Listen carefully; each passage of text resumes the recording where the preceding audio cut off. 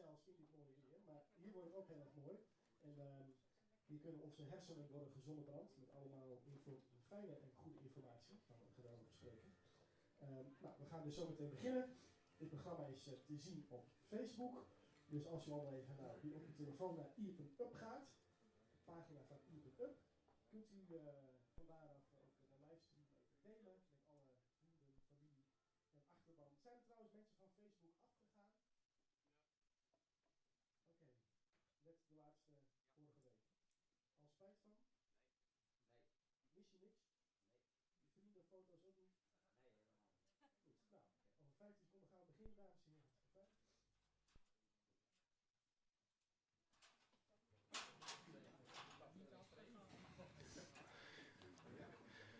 Ja, goejoen alle heren. Ik daar op de stream en hier in de sale vanzelf. Fijn dat je hem al hier binnen. We binnen een beetje letten begonnen, want er wien wat problemen mee om live te komen. Maar nou ben we er. Lid vooral jouw commentaren achter in de comments. En wat jou ervan vinden, door Tomkes omheen. En het ziet er zo uit dat eerst er een vrijheidscollege komt van onze gast Afshin Elian. En dat je hem daarna vragen stellen kunnen. Dus bewaar die vragen oors even. En de zit in mij en dat is us Matthea en die zit daar. Hoi Matthea. En als er wat nieuwsgierigs op Facebook stiert, dan zal zij dat in de gaten horen. Dus zij onthoort ik je hem vragen. Welkom in de zaal ook allemaal. We zijn 2, 3-talig, 4-talig, wat u maar wilt.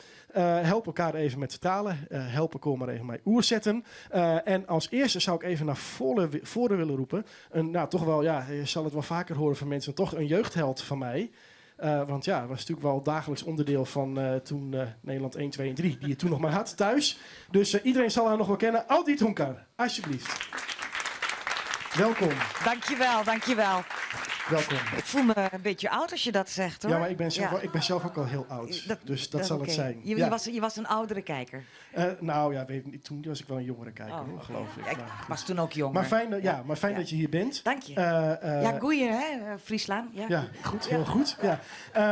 Aldit, ik weet van jou dat jij opgegroeid bent op verdeeld over bijna alle continenten van de wereld. Dat je verschillende internationale scholen hebt, scholen in Frankrijk of scholen in het Frans. Best wel een cosmopoliet, wereldburger, zeg maar. Zeggen 4 en 5 mei in Nederland jou dan nog wat? Want ja, als je zo de hele wereld over gaat, heb je dit soort dagen in alle landen natuurlijk op elk moment van het jaar. Dat klopt, een keer. Ja. Maar dat er meer zijn wil niet zeggen dat we er minder aandacht aan hoeven te besteden. Hier speelt wat er speelt in Nederland. Ja. En in een ander land speelt hetzelfde, maar dan op een andere datum. Ja, en wat zijn 4 en 5 mei voor jou nog speciaal op een bepaalde manier? Nou, in die zin dat ik het begrip vrijheid, daarom vind ik het ook zo leuk dat ik hier mag zijn vandaag. Vrijheid is natuurlijk een heel objectief iets. Want waar mijn vrijheid begint, eindigt misschien die van jou. En dat maakt het ook zo ingewikkeld om het over vrijheid van ons allemaal te hebben. Want juist. Dat zijn de grenzen. Nou, volgens mij ook precies iets waar onze hoofdspreker vanavond ook wel wat over gaat zeggen. Jij bent onze moderator vanavond. Fantastisch. Dus zeggen, als je vast naar Afshin toe zou willen gaan, dan gaan we daar verder. En mensen, waarom staat onze hoofdgast daar en niet op het podium? Er zijn slides bij. En het licht moet dan een beetje uit, zodat u dat ook kan zien. Deze kunt u in het Iowa Shen. Dus u mag een beetje pingpongen met het hoofd. Dames en heren, nog een keer applaus voor Aldit. Dank je, dank je. Ik begin even hier met een kleine inleiding en dan loop ik zo langzaam naar onze gast toe. Hartelijk welkom allemaal, fijn dat jullie er zijn. Ja, het gaat dus over vrijheid vanavond. Hè? En in Nederland weten we eigenlijk niet beter dan dat we vrij zijn. En in ons leven van alle dag betekent dat vrijheid om te doen wat we willen, om de kleren aan te hebben die we willen, hè, om onze mening te uiten, natuurlijk ook om te stemmen. En die vrijheid die hebben we onder andere te danken aan de democratie waar we in leven. Het vrijheidsstelsel, een open samenleving waar iedereen zijn of haar stem mag laten horen. Maar er zijn ook zaken die de democratie misschien bedreigen. Als je naar het nieuws kijkt elke dag, dan kom je ze vanzelf wel tegen. Neem bijvoorbeeld de angst voor terreur of verdeeldheid over geloofsovertuiging of politieke opvattingen. En dan is de vraag natuurlijk, hoe zorgen we ervoor dat wij een land houden waar iedereen's mening geldt en meetelt en waar wij de democratie bewaren. En wat betekent vrijheid eigenlijk als je niet heel toevallig, zoals wij, in Nederland geboren bent? En geldt die vrijheid trouwens voor alle ingezetenen van ons land? Nou, die vragen stellen we vanavond aan de man die simpelweg door zijn tumultueuze verleden het begrip vrijheid van een aantal verschillende kanten kan belichten. Op de vlucht voor het gebrek aan vrijheid verliet hij zijn geboorteland Iran.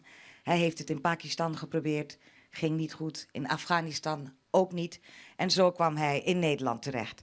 En hier studeerde hij niet zomaar wat, maar internationaal publieksrecht, strafrecht, rechtsfilosofie. Dat deed hij allemaal aan de Universiteit van Tilburg. In 2015 ontving hij de allereerste Pim Fortuyn-prijs. En dat was voor het consequent verdedigen van de vrijheid van meningsuiting. Hij staat bekend als een islamcriticus. En daardoor zit hij in heel veel talkshows, want u begrijpt wel dat daar vraag naar is in Nederland. Maar hij is natuurlijk ook schrijver van onder andere Allah weet het niet beter. En alsof dat allemaal niet genoeg is, heeft hij ook nog een weblog op de site van Elsevier. Hij heeft geschreven voor de NRC en hij heeft bijdragen geleverd aan The Wall Street Journal en Le Figaro. Welkom, Afshin Elian. Dank voor deze... ja, nu is het goed. Dank voor deze mooie introductie. Zij is voor mij ook een jeugdheld. Ja, nou... Ik ben opnieuw geboren in Nederland. Juist. Dus ik ben echt een jonge, jeugdige persoon geweest met kinderen. Nou, dat is leuk om te weten. Ja, dat is leuk en om het is te grote eer dat ik hier mag zijn. Dank voor jullie uitnodiging. Ja. Waarom zei u meteen ja toen u uitgenodigd werd? Wat? Nou, het is nog erger. Vanochtend begon ik pijn te ervaren, maagpijn. Vreselijk. 1 keer per zoveel tijd heb ik. En ik worstelde, een hele hoop tabletjes heb ik ingenomen, rust genomen. En toen worstelde ik, moet ik het afzeggen of niet? Maar dacht ik, dat kun je niet doen. Jij gaat daar naartoe. En je gaat over vrijheden spreken. En als het niet lukt, dan ga ik er stoppen. Maar gek genoeg, ik ben denk ik verslaafd om over dat soort thema's te praten. Terecht. En daar krijg ik energie van. Ja. En, ik denk dat En nu voelt u geen pijn? Is er wel. Maar als ik naar jullie kijk, als ik begin, waarschijnlijk vergeet ik het. Dat is goed om te weten. Vrijheid, is dat een duur goed? Heel duur. Heel duur. En ik neem aan dat u daar uitgebreid over zult spreken in uw vrijheidscollege. Ik denk, laten we niet al te lang wachten en daar gewoon mee beginnen. Terwijl er nog heel even aan uw microfoon wordt gemorreld, zodat u ook niet steeds voorover hoeft te buigen met die maagpijn. Ja, is dat voor u een zo? stuk beter. Ja? U bent comfortabel? Ja, dat en is goed, geconcentreerd? denk ik. Heel geconcentreerd, dank. Aandacht dan voor het Vrijheidscollege van Afshin Elian. Dankjewel. Dank. Nogmaals, goedenavond, dames en heren. Inderdaad, PowerPoint moet beginnen en we gaan nee, maar ik doe... dat is heel goed. Volgens mij... Ja, daar moeten we staan nu. Wat ik ga doen is een beetje beledigend. Wat is de kern van de belediging? De kern van de belediging is dat ik heb ontdekt dat u te weinig liefde opbrengt voor de democratie. Dus ik ga gewoon, alsof u mij een student bent, lesgeven. Wat is democratie? Want als u dat niet nog eens keer hoort, begrijpt u misschien niet goed waarom een aantal elementen zoals vrijheid zo belangrijk zijn voor de democratie. Het is beledigend. U bent geboren in de democratie. Elke keer kunt u weer stemmen. U kunt ook zelf keuze maken om niet te stemmen, wat u wil. Maar toch heb ik zo een gevoel, niet alleen een persoonlijk gevoel, maar van wat ik waarneem, dat heel veel mensen eigenlijk minder echt passie hebben voor de democratie. Een paar jaar geleden, ik begin zo, het was een paar jaar geleden, 2015. President Poetin ging naar de Algemene Vergadering van de Verenigde Naties een toespraak te houden. Daar gaat hij enorm donderen op democratische landen. Hij zegt letterlijk, wat hebben jullie aangericht? Kijk naar Syrië. Ja, democratie, democratie. Kijk, wat hebben jullie aangericht? Natuurlijk, geopolitieke vraagstukken, al dat soort dingen kunnen we debatteren. Of er Libië moest ingegrepen worden of niet, dat Dit is allemaal waar. Maar dat hij verwijt maakte dat de kracht van de democratie de wereld zo in chaos stortte. Het was zo'n belediging, zo'n dreiging eigenlijk. Ik voelde me bedreigd en dacht ik, wauw. Zit hij daar ons te vertellen, het is het beste om een dictator te hebben. Want die kan best in plaats van ons allen nadenken en de toekomst inrichten. Oké.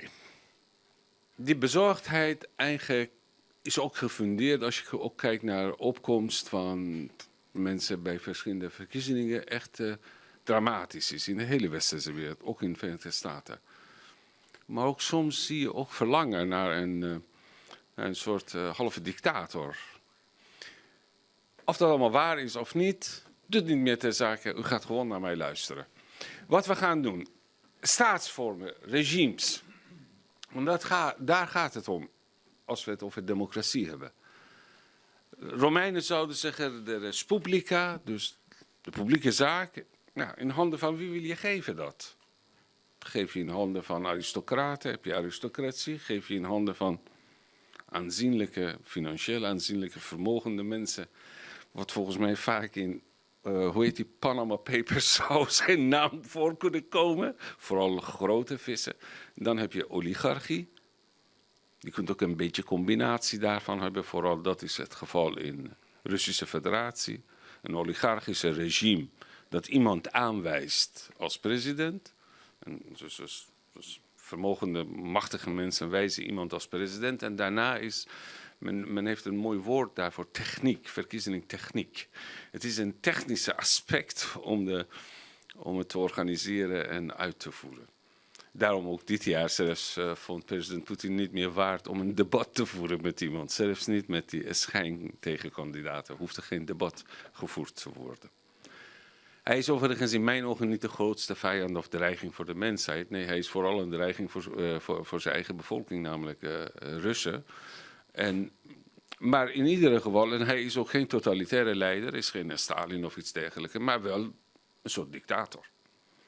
Dan komt de democratie, hè? Demos, het volk, gratia, heerschappij of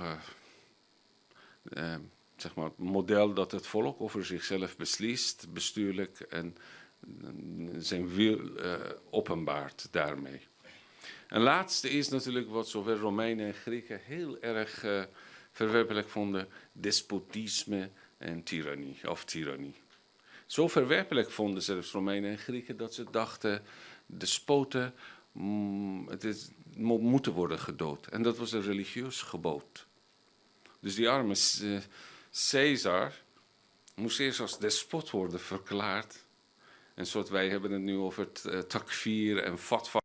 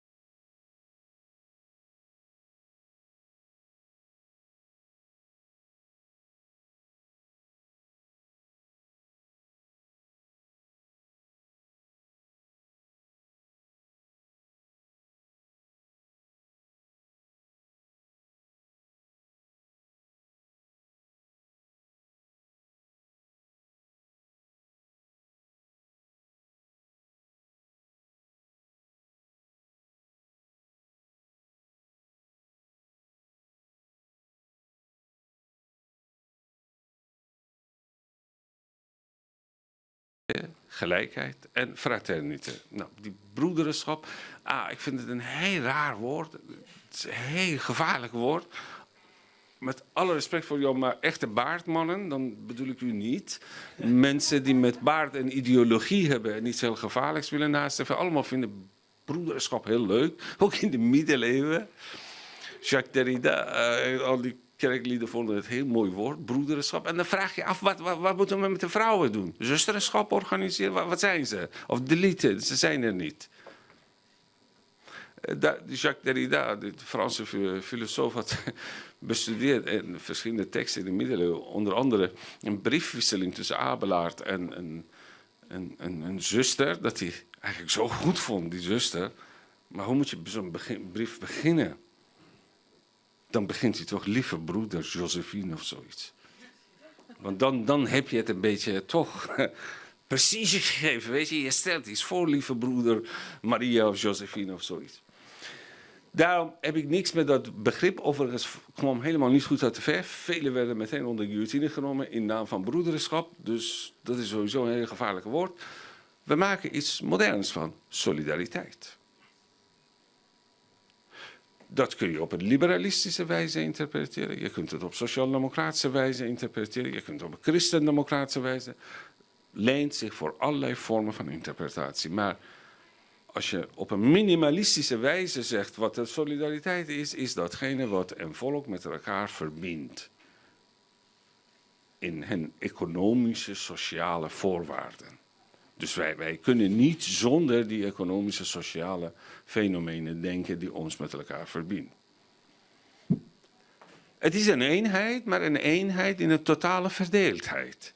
Dus wie, en dan kom ik bij een hele beroemde filosoof Claude Lefort.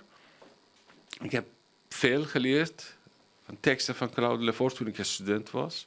Echt veel geleerd. Eigenlijk via hem mijn ogen werden geopend wat de moderne democratie is. De oude democratie leerde ik vooral van Hannah Arendt, maar de moderne democratie via Claude Lefort. De moderne democratie is in een staat van verdeeldheid. Je ziet altijd bedrukte gezichten. Bijvoorbeeld, als iets gebeurt, dat die CDA'ers vooral zijn heel goed in om uit te leggen, ja, we moeten toch een eenheid zijn en zo. Vooral, dus zodra bijvoorbeeld, tegenwoordig overigens, met alle respect voor D60-vrienden, ook zij in die termen praten. Eenheid en verbondenheid en zo. Het is totale verdeeldheid. Het is zo erg, die verdeeldheid wordt geïnstitutionaliseerd. Door vakbonden, conflicten, wat betreft fysieke, economische belangenconflicten, meningsverschillen. De ene doet een beroep op godsdienstvrijheid, de andere op gelijkheidsbeginsel. Op basis van godsdienstvrijheid vindt hij dat de homo's moeten uit de 9e verdieping naar beneden omgekieperd worden. En de andere vindt het op basis van gelijkheid dat zij toch de Koran moeten een aantal pagina's loslaten of een eenvoudige versie daarvan maken. Dat zijn allemaal conflicten. Is het echt? Nee, die horen bij. Zolang, ik zal daarover nog meer zeggen straks, zolang men geen geweld gebruikt en ook niet dreigt met geweld. Dus de spelregels moeten worden continu gerespecteerd. Dus hij zegt, Lefort zegt, we zijn tegelijkertijd een eenheid. Eenheid meer in die termen die ik aan het begin heb uiteengezet met die 3 afbeeldingen. De plaats van de macht in de moderne democratie is symbolisch, maar niet daadwerkelijk leeg. Wat bedoelt hij met symbolisch? Om het heel eenvoudig, voor een korte beschouwing vanavond te zeggen. Symbolisch wordt bedoeld dat we zeggen dat het wordt wel beheerd. Het is niet zo dat de zetel is van de macht, dat niemand mag het zien of aanraken. Nee, je mag het zelfs daarop zitten. Je mag ook een beetje aan wetgeving doen. Je mag het land leiden, maar het is tijdelijke beheer van de macht. Waarom? Omdat de macht behoort aan het volk toe. Dat noemen wij volkssoevereiniteit. Daarom zegt de grondwet, de Staten-Generaal vertegenwoordigt het Nederlands volk. Daarin ligt het begrip volkssoevereiniteit besloten. Wij zijn de gever van de macht. Wij nemen de macht ook terug. Maar zodra wij zien dat die plek echt daadwerkelijk wordt bezet, denk aan Rusland bijvoorbeeld, denk aan Erdogan. Ik denk dat Erdogan en Rusland heel goed kunnen met elkaar worden vergeleken. Hij heeft de grondwet gewijzigd, dus tot de eeuwigheid kan daar aan de macht blijven. Dus de spelregels heeft hij gewijzigd. Nou, de plaats van de macht wordt daadwerkelijk nu bezet. De onbepaaldheid. Jullie vinden het allemaal belachelijk dat Mark Rutte geen visie heeft. En als je zegt visie tegen hem, dan zegt hij, ja, je moet naar de opticien of oogarts. Dat is helemaal niet belachelijk. Godzijdank dat hij geen visie heeft. Visie hebben totalitaire dictatuurs. Die gaan over 100 jaar vertellen hoe de cultuur moet zijn, hoe de standbeelden moeten zijn, hoe televisie moet eruit zien. Ja, ga naar Noord-Korea, krijg je elke dag van die soort visies. Uitgebreid. Wat je van Mark Rutte kunt verwachten, dat zou ook Lefort zeggen, is dat hij vertelt hoe hij komende 3 jaar zijn baan gaat redden en zijn regering. En plannetjes heeft gemaakt die natuurlijk voor 10 jaar, 20 jaar zou positieve effect hebben op de Nederlandse burger. Bijvoorbeeld, als je in een economische crisis bent, dan ga je discussiëren waar moet ik bezuinigen. Dan kun je zeggen, nou, dan ga ik nu pensioenleeftijd verder omhoog brengen. Maar zoals vandaag zegt de Partij van de Arbeid, nou, het is toen was het erg duister, nu is het echt niet nodig, we kunnen een beetje loslaten. En dat is democratisch, dat is heel normaal. Dus visie wel, hele beperkte visie, liefst eigenlijk niet. Vertel vooral wat je wil komende 4 jaar doen, want verder krijg je het mandaat niet. Het is voor 4 jaar, ook als je mazzel hebt. Want kabinetten kunnen vallen na 2 jaar of 3 jaar. Voor de gemeenteraden en provincies geldt echt daadwerkelijk 4 jaar, maar centrale regering niet. Dus vertel vooral wat je wil doen. En wat de effecten daarvan zijn voor de komende 10 of 20 jaar. Daarom, ik hoop dat jullie allemaal niet teleurgesteld worden in mij. Dan heb ik soms met wantrouwen kijk ik naar die milieugelovigen. Dan denk ik, zij hebben ook te veel visie. Ik ben niet tegen allerlei maatregelen, daar ben ik ook voor. Dus dat is niet het probleem. Maar die begrippen, bijvoorbeeld klimaatontkenner. Dan denk ik, wauw, het is ongeveer zoals moslims zeggen, jij bent kafir. Nou, dan denk je, jeetje, wat de gevolgen zouden zijn voor een klimaatontkenner. Zoals Fransen hebben holocaustontkenners, dat begrijp ik, dat is wel een groot begrip. Zo gesteld moeten wij ook klimaatontkenner oppakken. En, waarom mag niet iemand twijfel hebben over een aantal vraagstukken? Dan kun je toch met elkaar discussiëren. Weet u hoeveel geld zal kosten ons maatregelen die men nu wil nemen? Heel veel. En ik heb vaste overtuiging dat over die maatregelen nog een keer wordt gedebatteerd waarschijnlijk in Nederland. Misschien zijn er nog eens slimmere en betere maatregelen. Dus ik ben niet tegen maatregelen of al dat soort vraagstukken. Alleen word ik altijd een beetje alert wanneer ik zie dat mensen in zeer fundamentalistische religieuze vormen gaan praten over een politieke vraagstuk. Omdat de politiek in de moderne tijd wordt gekenmerkt door onbepaaldheid. En onvoorspelbaarheid. Dus toen Pim Fortuyn verscheen, werden ze heel erg boos. Eigenlijk, dat mag niet. Hoe durft zo'n rare vent daar verschijnen en zeggen dat hij wil minister-president worden en zo. Ik vond het vrij ondemocratisch van andere politieke partijen. Ze hadden gewoon met hem moeten blijven debatteren. En als ze verliezen, ja oké, dan moet je verdiepen op mensen die op hem hebben gestemd. En dan kijken wat de argumenten zijn. Zo werkt de democratie. Ook dus institutionalisering van conflict en vanzelfsprekend in de moderne democratie gaat het om een scheiding tussen macht, kennis en recht.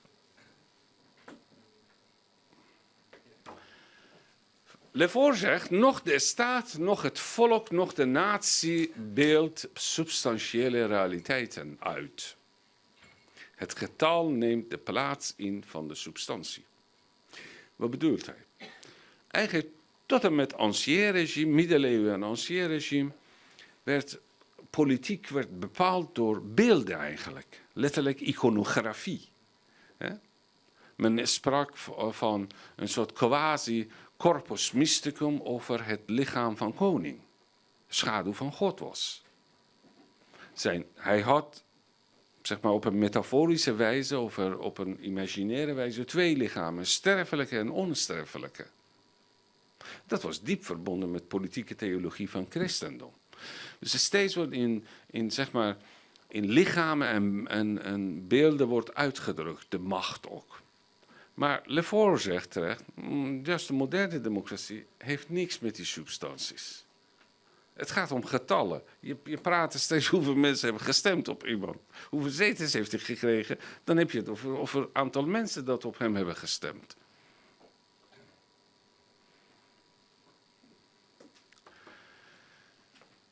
Maar we komen nu bij een hele ander probleem. Van de democratie. En dan langzamerhand gaan we naar de kern van het college van vanavond, vrijheid in de democratie. Maar de democratie kan ook een gevaarlijke regimevorm zijn. Weet u nog, die beroemde aantekening van Goebbels, volgens mij in 28 had geschreven.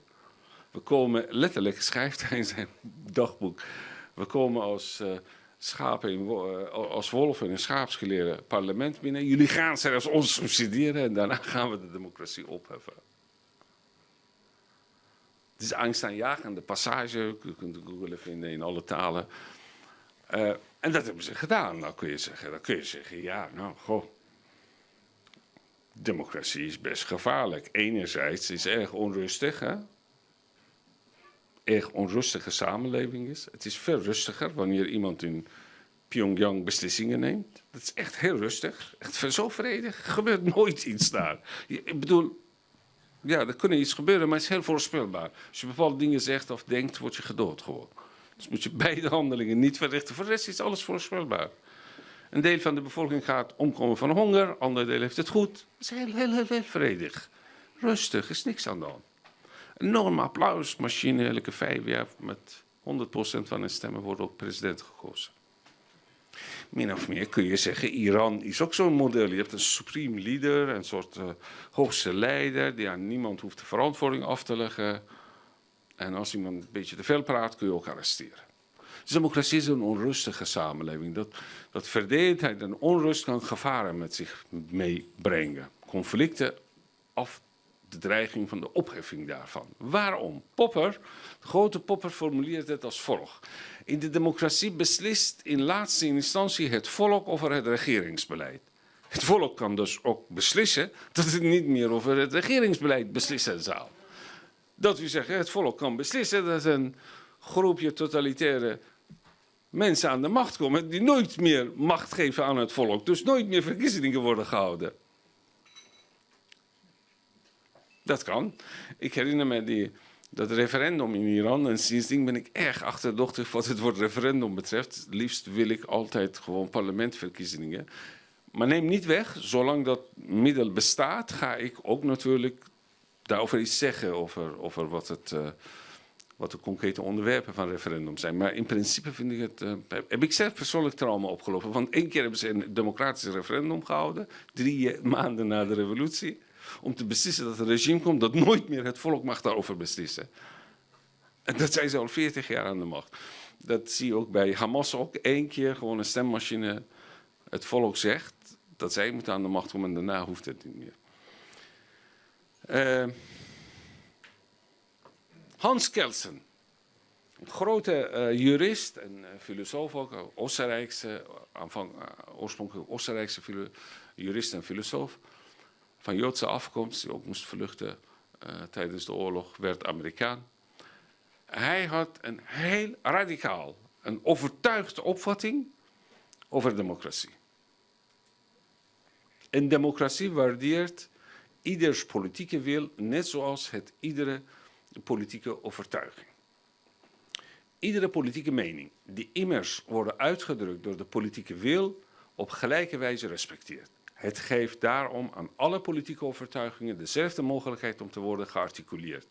En om vrijelijk te concurreren om de hoofden en harten van mensen. Dit is echt heel bijzonder. Dat bepleit hij, terwijl die antisemitische tuig van, van NSDAP continu zaten vreselijke dingen te vertellen en te zeggen en te doen tegen Joden, verdedigde hij deze opvatting van de democratie. Een democratie die zich tegen de wil van de meerderheid in wil handhaven, zelfs geprobeerd heeft om zich met geweld te handhaven, heeft opgehouden een democratie te zijn. In zijn verteidiging der democratie. Wel, natuurlijk, als het schip van democratie aan het zinken is, wat dan? Is de democratie zelfmoordpact? Mag je niet in naam van het goede met dictatoriale middelen de democratie redden? We hebben een naam voor, rechtsstaat. Mag je dat niet doen? Of mag je wel? Van Kelsen mag je absoluut niet. Dan leef je niet meer in democratie. Dan kom je bij de problematiek wat men noemt weerbare democratie. George van den Berg in 1936 hield een legendarische oratie aan de Universiteit van Amsterdam. Hij zegt op een gegeven moment, ja, het is de bedoeling dat we een vreedzame democratische samenleving hebben met verschillende meningen. Maar toch komt hij tot de conclusie dat de democratie de machtsmiddelen der dictatuur mag aanwenden voor één enkel doel, namelijk tot verdediging tegen dictatuur.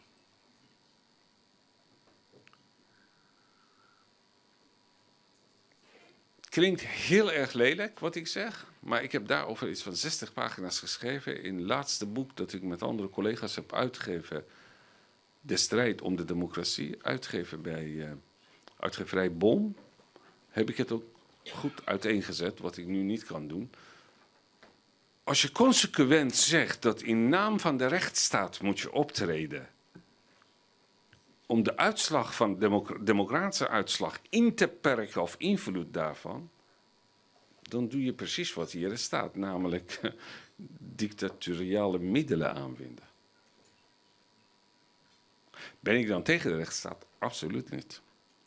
Ben ik ook tegen het feit dat in bepaalde situaties, wat men noemt uitzonderingssituaties, dat je tijdelijke dictatuur mag hebben? Ben ik ook niet tegen. Zelfs de grondwet ook niet. Lees artikel 103 van de grondwet. Noodtoestand. Als je noodtoestand afkondigt, dan zijn al die grondrechten opzij gezet. Dat is wat in zeer beperkte mate president Hollande en later Macron hebben ingevoerd na aanslagen op Charlie Hebdo en Bataclan. Zeer beperkte mate, zeg ik het heel eerlijk. Dat is niet uitgebreid. Want je kunt nog uitgebreider invoeren, maar dat hebben ze helemaal niet gedaan. Zeer beperkt, zeer doelgericht. Maar ik vind dat dit allemaal niet nodig is. Want als we zo ver zijn gekomen, dan zijn we erg ver van huis, om het heel plat te zeggen. En we hebben heel veel momenten gemist dat we konden goede dingen doen en optreden. Van den Berg zegt, er zijn twee beginselen voor de democratie. Vreedzaam samenleven, ja, daar ben ik het helemaal eens met hem. Geweld moet er niet zijn. En er zijn grondbeginselen waaraan alle besluiten worden getoetst. Dat zijn zeg maar grondrechten of mensenrechten zouden we vandaag de dag noemen. Hij brengt het vooral terug tot vrijheid en gelijkheid. Rijpkema zegt, Bastiaan Rijpkema, gepromoveerd in Leiden, hij zegt het, ja, je moet de kracht van de democratie moet je niet onderschatten. Dus, grijp niet meteen naar allerlei andere middelen en ga niet in naam van een rechtsstaat of iets dergelijke dictatuur op te richten. Maar denk maar dat de democratie een zelf corrigerend mechanisme kent. Dat is eigenlijk ook de bewering van Kelsen. Kijk, je stemt op een partij, die komen bijvoorbeeld in het parlement. En daar kun je spijt van krijgen, doordat die partij vreselijke dingen heeft gezegd of wil doen. En dan ga je hen straffen. En dan zijn ze weg. Of ze worden kleiner. Want niet vergeten, wij zijn in een staat van verdeeldheid. Dus dat heeft een voordeel, dat verdeeldheid, continu verdeeldheid. Dus er ontstaat een soort correctiemechanisme. Naar mijn mening, we moeten democratie heel voorzichtig benaderen. Zij is een zeer, zeer kwetsbaar, verwend en mooi vrouw. Het is een vrouwelijk woord, democratie. Ja.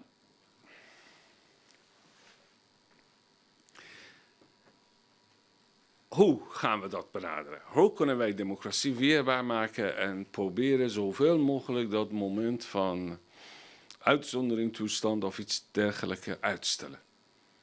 We moeten terug naar 2 beginselen van de democratie. Eigenlijk daarzonder zou democratie nooit kunnen bestaan. Beginsel 1 is, heel algemeen voor elke staat, geweldmonopolie. De staat moet onder alle omstandigheden het geweldmonopolie kunnen handhaven. Dat wil zeggen, als wij willen vanavond hier komen, of een andere groep, wat die ook wil hier vertellen, als het legaal is, ik bedoel toestemming hebben hier zijn, dan moet het niet zo zijn dat een stelletje gekken gaan daar demonstreren of stenen gooien, dat deze mensen niet kunnen praten met elkaar. Dat is ook een onderdeel van geweldmonopolie. Je moet een stukje verderop brengen dat zij kunnen demonstreren en hier kunnen andere mensen praten met elkaar. Geweldmonopolie betekent dat bijvoorbeeld Van Gogh nooit moet vermoord worden of Charlie Hebdo. Geweldmonopolie betekent ook als mensen zijn die willen demonstreren. Hé, was jullie provincie toch vanwege demonstratie tegen Zwarte Piet? Klopt dat? Hoe je wendt of keert, hoe je denkt over dat hele debat, dat is het niet interessant hier. Maar als mensen willen demonstreren, is het heel raar. Dus je gaat de weg afsluiten en zeggen, ja, maar jouw mening is vandaag gevaarlijk. Waarom heb je niet een week eerder met dezelfde mensen gesproken om verschillende plekken te construeren dat ze kunnen hun mening uiten? Dus handhaven van geweldmonopolie. Durven optreden waar het nodig is.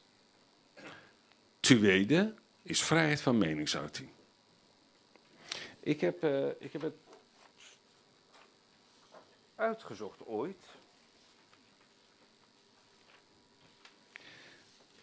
Want jullie worden allemaal misleid door de emotionele mensen uit de jaren 60 en 70. Hitler kwam aan de macht via democratie. Oh mensen.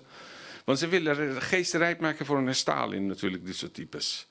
Alsof een Stalin veel leuker was. Want je moet altijd de vraag stellen, wat is alternatief? Wat ga je doen zonder democratie? Wat wil je onder de Taliban leven? Een tribe oprichten. Tribe van Friesland, tribe van Amsterdam. Een racistische apartheidsregime wil je oprichten? Ik denk het niet. Ik denk dat de meeste mensen hier dat ook niet willen. Wat wil je? Wil je een dictator hierheen brengen? Dus je moet echt die vraag goed beantwoorden. Wat wil je als je geen democratie wil in Nederland? Of welke land dan ook? Nou, de Hitler-kwestie heb ik uitgezocht en ik raad jullie echt aan boeken van Ian Kershaw te lezen.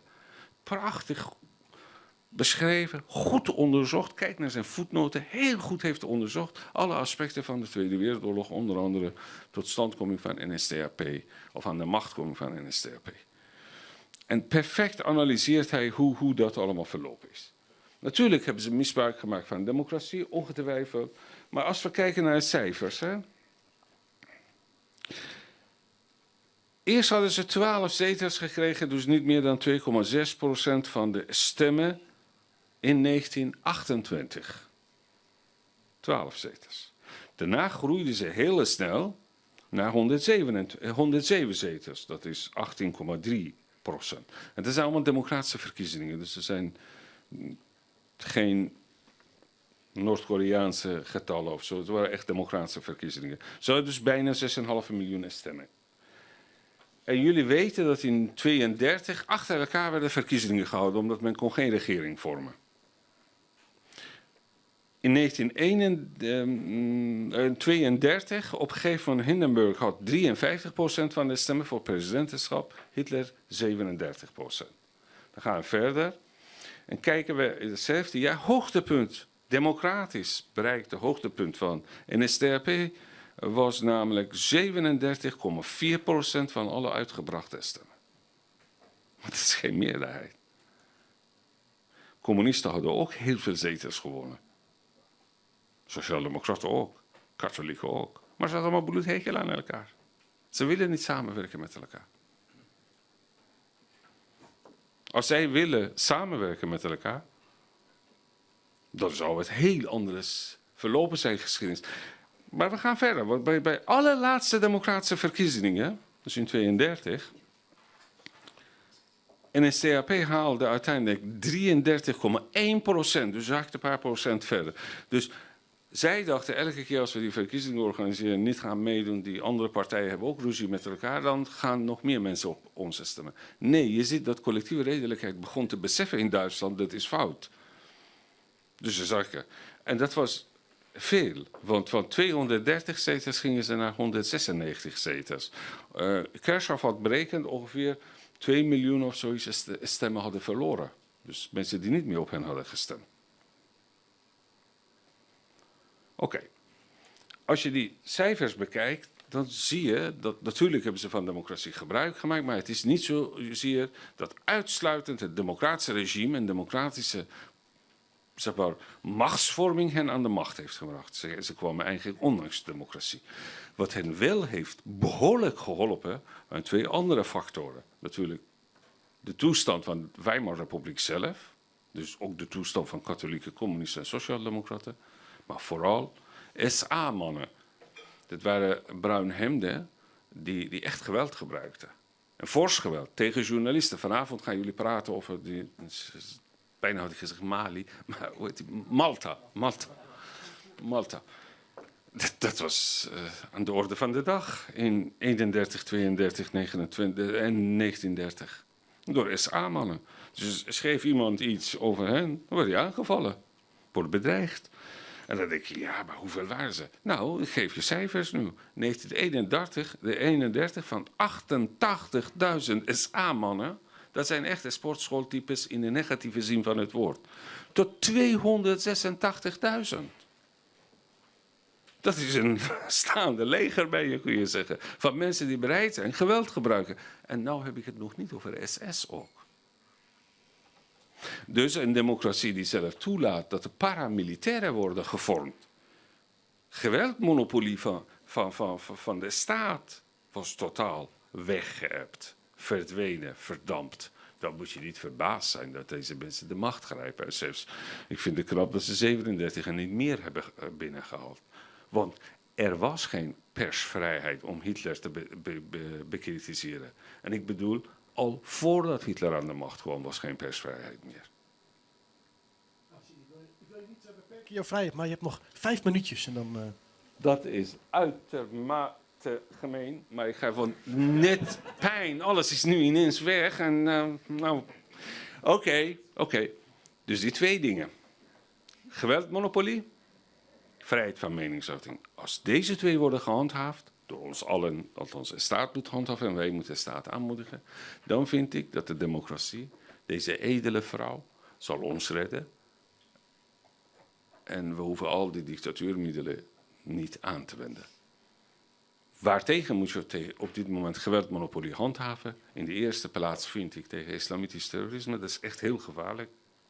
Vooral met de terugkeer van jihadisten en andere personen die daarmee komen. Dat moet je geweldmonopolie echt goed handhaven. Niet dat je mensen moet doodschieten. Geweldmonopolie handhaven betekent zorgen dat de anderen geen geweld gebruiken.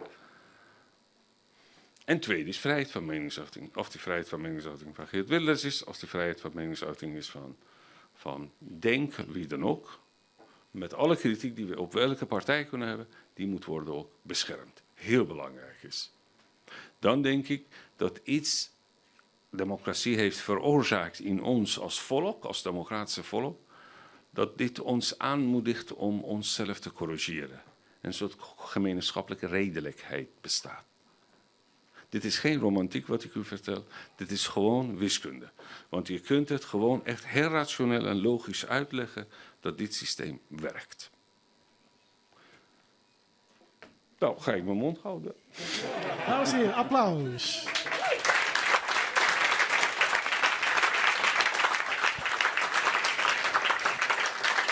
Hartelijk dank, Afshin Elian. We geven u heel even de tijd om op adem te komen, een slokje water te nemen. In de tussentijd hebben we ook nog muziek hier van de hyperactieve, mag ik wel zeggen, Karel Hendricks. Geboren in Groningen, woont tegenwoordig in Amsterdam en is vanavond hier. Hij maakt onder andere deel uit van het collectief Idiot Smith. En hij was ook nog drummer van de psych-pop-band Santa Fe. In zijn slaapkamer, geloof ik, dat het allemaal gebeurt. Hè? Kom er maar even bij, Karel. Ja. Applaus voor Karel. Ja, Karel Hendricks. Het gebeurt allemaal in je slaapkamer. Het maken van die upbeat, leuke, vrolijke synthie-pop liedjes. Je hebt ermee bereikt, via jouw eigen hoe heet het nou, Instagram, dat jij binnenkort staat op het geweldige festival Down the Rabbit Hole. Hoe heb je dat voor elkaar gekregen? Ja. Doodaan-achtige situatie? Als ik wist... ja, ik heb nep-accounts aangemaakt. Nee, als ik het wist, dan had ik misschien wel meer festivals bereikt. Maar het gaat gewoon vanzelf. Ja, ik weet het niet echt precies. Ik kan me niet de vinger op leggen eigenlijk. Ja. Nou, je hebt een heel leuk festival te pakken. Dat is in juni, geloof ik. Nou, je gaat vanavond voor ons spelen wat? Nou, ik speel nu live. En later nog een ander liedje oud. Ja, niet zo heel veel over te vertellen, denk ik, over de liedjes. We gaan gewoon luisteren. Karel Hendricks.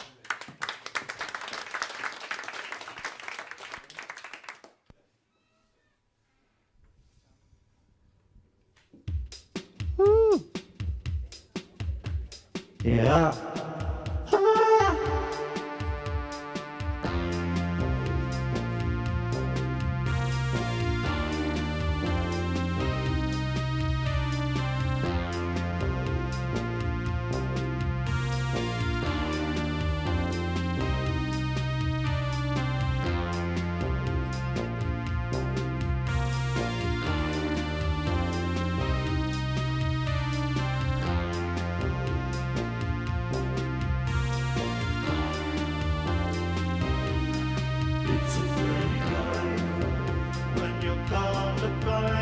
The white is white, but the blue is not right. In the way it might fly to a tower on the big heights.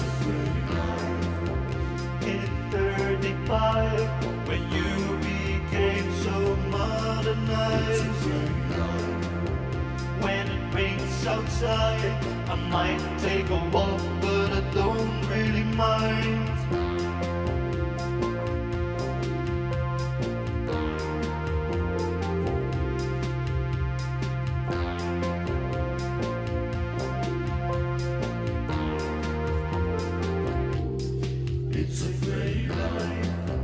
When you're colorblind, the white is white, but the blue is not right. In the way it might fly to a tower on the big heights. In 35, when you became so modernized. When it rains outside, I might take a walk, but I don't really mind.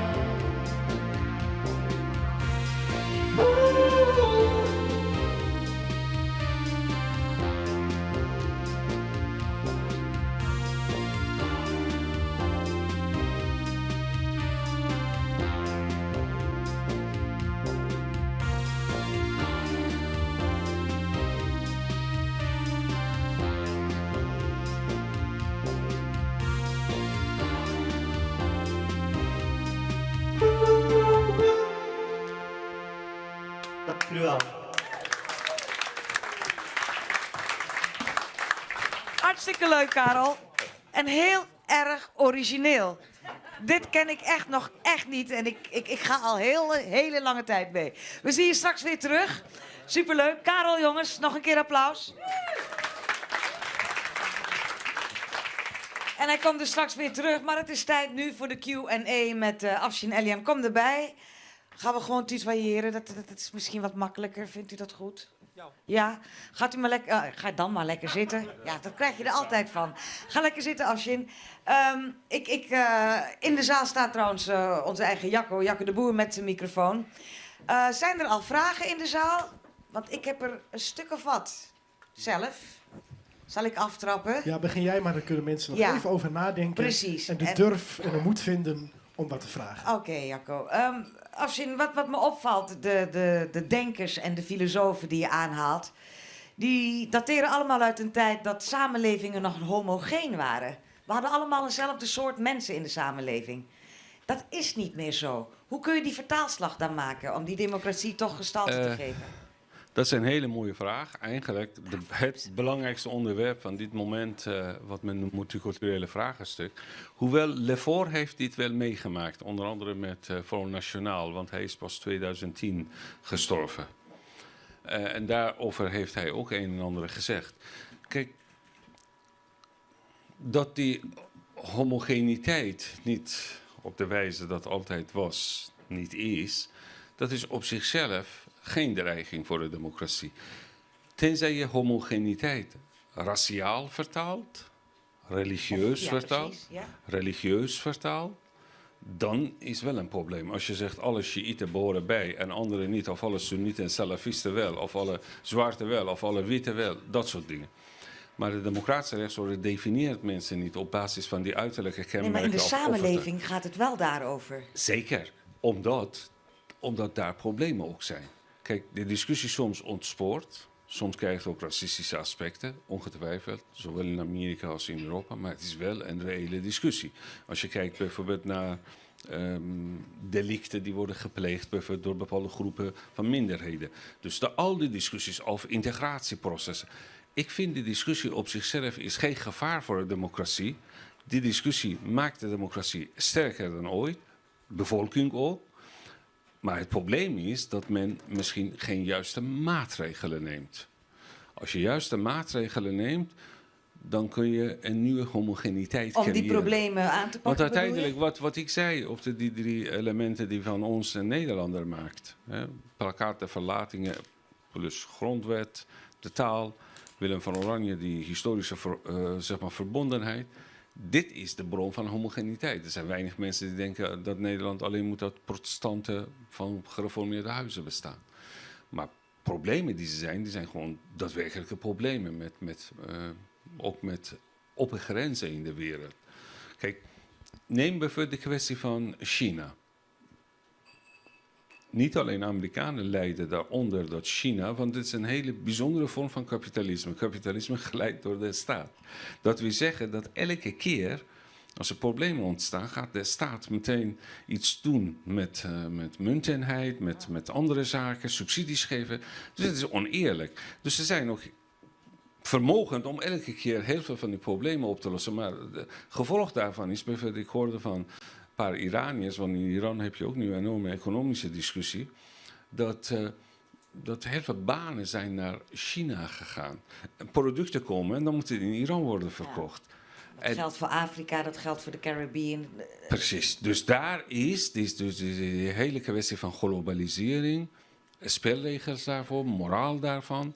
Daar gek genoeg, een multimiljardair heeft dat aan de orde gezet. Ik zeg niet hoe hij kan dit allemaal realiseren voor zijn kiezers. Dat is een heel andere vraagstuk. Maar een multimiljardair heeft dit aan de orde gezet. Dat vind ik heel ironisch. Want dit is eigenlijk typisch linkse vraagstuk moest geweest zijn. SP heeft overigens in Nederland altijd over gehad, maar democraten niet bijvoorbeeld in Amerika. De kern eigenlijk van wat je zegt is dus die homogenisering, is dat het woord? Het homogeen maken van de samenleving, dat gaat gepaard met die waarden die je eerder aangaf. Die problemen en dat zullen wordt te zijn. weinig gehandhaafd op dit moment Precies. in Nederland. Oké, Jacco. Kijk, ja, er zijn 2 vragen. Laten we hier beginnen. Eens even kijken waar de camera is, want dan, die is daar. Dus mag je een klein beetje draaien, want dan kunnen mensen thuis ook hebben dan een gezicht bij de vragen. Wie hebben we hier? Karin. Karin, wat is jouw vraag? Nou, mijn vraag is, u vertelde net dat een van de drie onderdelen van Nederland zijn is Willem van Oranje, plakkaat van verlating en de taal. Het wonen in het Nederlands wonen. Nu is mijn vraag, hoe ziet u dat wonen? Want je hebt in Friesland natuurlijk ook gewoon mensen die alleen maar Fries praten en lezen. Ze zijn er, dat is beperkt. En aan de andere kant heb je natuurlijk ook gewoon laaggeletterden hier. Gewoon van allerlei achtergronden, noem het maar op. Die zijn die taal misschien wat minder machtig. Hoe ziet u daar, hoe ziet u hun rol in de democratie? Ja, tellen Friesen en ongeletterden eigenlijk wel mee? Laaggeletterden. Om Friesland maak ik me geen zorgen.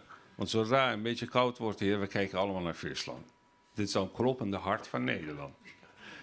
Maar laaggeletterden, Ja, daar kun je je langzamerhand zorgen maken. Vooral als je ook in acht neemt dat wij een soort diplomademocratie krijgen.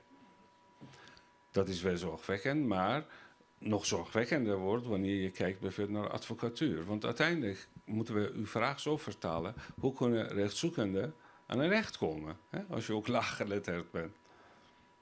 Iemand die grote mond heeft, boeken heeft gelezen of geld heeft, die kan het toch regelen. Maar hoe regelen die mensen? Daarom vind ik het heel belangrijk en ik ben heel blij dat een en ander volgens mij wordt nu gewijzigd wat betreft rechtsbijstand. En dan, dat is dan een hele formalistische antwoord. Niet formalistische antwoord zou ik zeggen, intellectuelen zoals Chris Keulemans en vele andere schrijvers, die moeten ook meer naar het volk toe gaan. Ze sluiten zich allemaal in hun eigen mooie culturele paleizen in Amsterdam, Utrecht, dan weet ik weer, Den Haag. Ze En moeten maken meer wel naar de het land dienst gaan. uit. Ja, maar je krijgt ook een beetje verschil. Maar je ziet het ook nu, ook laatste verkiezingen, lokale partijen worden steeds groter, omdat men het zo'n gevoel heeft. Ja, maar die landelijke partijen, die snappen ons niet. Maar eigenlijk, gek genoeg, wat men elite noemt, deels daarvan zijn culturele mensen, die hebben ook eigenlijk weinig met alle onderdelen van het land, maar alleen maar met een eigen prijzencommissie en weet je weer. En hoe zit dat met intellectueel Afshin Elian? In wat voor kringen verkeert die? Ik heb geen kring. Ik heb één kring, dat is heel Nederland en een studenten. En de studenten die ik krijg. Wat een unieke positie. Ja, nee, dat is. Maar ik krijg. Straks september heb ik 1200 nieuwe studenten. Die moet ik lesgeven. 7 weken. 3 keer moet ik per dag college geven, omdat 1200 mensen kun je niet in een zaal zetten. In ieder geval brandgevaarlijk is. Dus 3 keer geef ik college. Ik praat met ze. En ik ben dat is een ook goede een spiegel. beetje ingeburgd in Nederland ook. In een volkswijk. Dus al die multiculturele problemen heb ik gezien eigenlijk daar. Maar je bent ze wel ontstegen. Je bent wel een van de Nederlanders waarvan we kunnen zeggen, iedereen is gelijkwaardiger, maar sommigen zijn iets gelijkwaardiger dan de rest. En daar val jij toch wel onder, Afshin. Ja, ik weet het niet. Weet je, ik vind het een Timmerman. Ik zeg altijd tegen Timmermans die langskomt, zeg jezus, ben ik jaloers op je. Je kunt eigenlijk iets wat ik niet kan. Mijn vrouw ook zegt altijd, of had ik maar een Timmermans gevonden. Ja, Iemand die iets Dan kan zou doen. ik ze niet samen Ik weet het achterlaten. niet. We Ik gaan weet naar het de niet. vraag hier. Ja, wie bent u? Wat is de vraag? Ik ben Willem Verf en ik schrijf freestyle romans. Ik ben nu met pensioen, maar toen ik nog niet met pensioen was, gaf ik onder andere cursussen en vorming aan laaggeletterden. Dus dat is een prima combinatie, maar daar gaat het mij niet om. Wat ik gemist heb in uw verhaal, je bent niet zomaar een democratisch burger die ermee om kan gaan. Want het volk is dan wel een massa, maar die massa moet zorgen dat ze op een fatsoenlijke manier representanten vindt. En die moet zich er ook mee bemoeien. Eigenlijk moet ook die massa, grote delen daarvan, hoe ze ook geletterd zijn, beschikbaar zijn om ook in het democratische proces een rol te spelen. De gemeenteraad of in het buurtcomité of wat dan ook.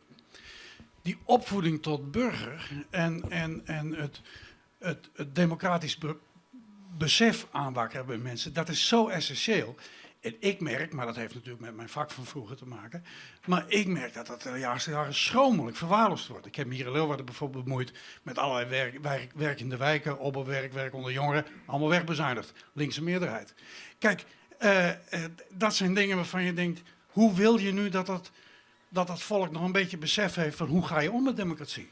Ja, dus het is niet alleen theorie, het is ook hard werken. Ja. Hoe krijgen we...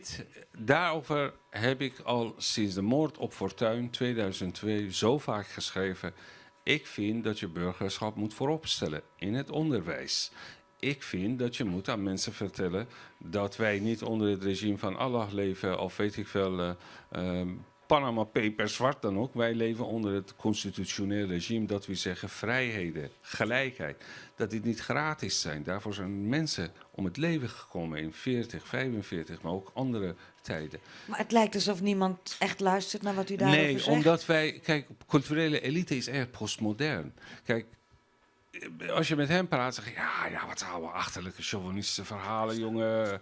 Je wil voor het gewone volk opnemen. En ik moet hen uitleggen, nou, ten eerste ben ik zelf ook een onderdeel van het gewone volk. Iets ongewoons is niet aan gewone volk. En ten tweede, kijk, die mensen zeggen dat ze vanavond vliegtuig nemen naar Beijing en weet ik veel, naar New York.